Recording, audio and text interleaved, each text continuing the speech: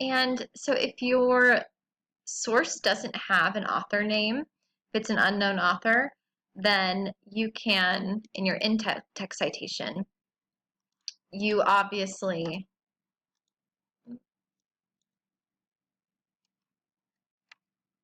won't be able to use a last name in your in-text citation, so you will use the title of the source instead. You'll put that title in quotation marks, and usually you don't need to include the entire title name, especially if it's a long title name. You just need some identifying words. So usually the first 3 words of the title are enough to identify the correct source in your works cited.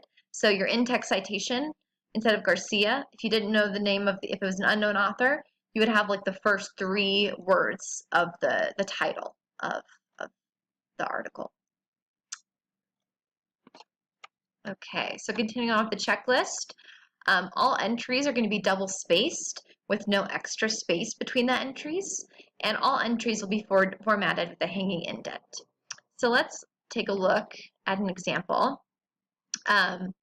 Here, so as you can see, it starts at the top of a page, and the title, Works Cited, is centered, and everything here is double spaced. There are no extra spaces between the entries, so an extra space would look something like that. No good. So you would make sure that's deleted. Everything is alphabetized by the last name of the author. In some cases, you'll notice there are the name of the author is unknown. So here's an example of an article. Drones, what are they and how do they work? There wasn't an author listed on this online article. So instead it is alphabetized. So it starts with the title and it's alphabetized by the title. And then everything is a hanging indent, and a hanging indent means you'll notice that the first line goes all the way to the end of the margin. So I believe these are like 1-inch margins. So this begins at the 1-inch mark. But the following lines of the entry are hanging. They're indented in.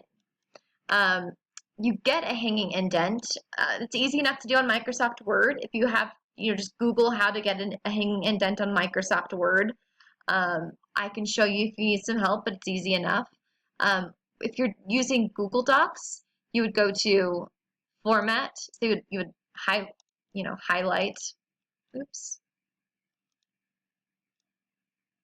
You would highlight an entry, and you would go to Format, Align and Indent, and then you'll notice at the bottom says Indentation Options, and here I have it set to hanging. Easy enough. Okay, so that's everything. So just a quick review.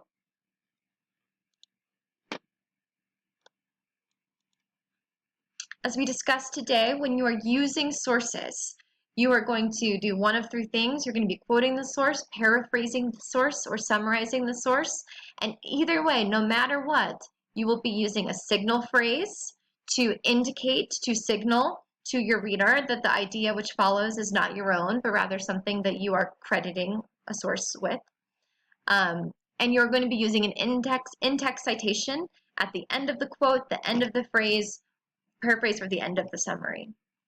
And I would highly encourage you to look at documenting sources, this section of In Conversation. So this starts at page 365. And this gives you, because citations are weird, it's a little different from source to source, depending on different factors. So to use this handy dandy guide, it's actually pretty simple. So if this guide breaks it down in terms of in-text citations, it gives you a bunch of different scenarios. So what if there's one author? Here's how would you use an in-text citation for one author. What if there's 2 authors? What if there are 3 or more authors? What if there's an unknown author? What if it's a corporation or a group author? What if it's 2 or more books by the same author? So look at those different situations to see how you would correctly use in-text citations. And similarly, it breaks it down that way in terms of your works cited page.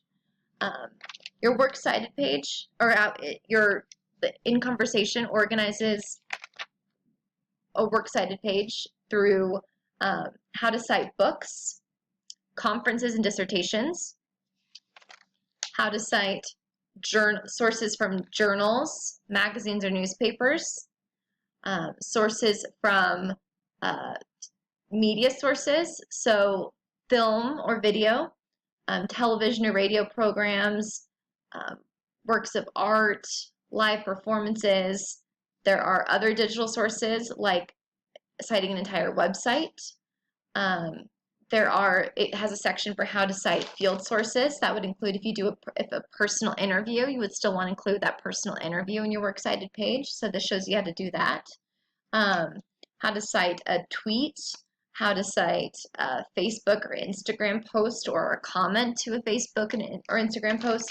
So pretty much every scenario that you could come across when you're trying to cite a text is going to be here in this guide. So make sure if you have questions about how to cite something, you look to this guide starting at page 365 first. And then if you have further questions, please feel free to email me and I can help you out.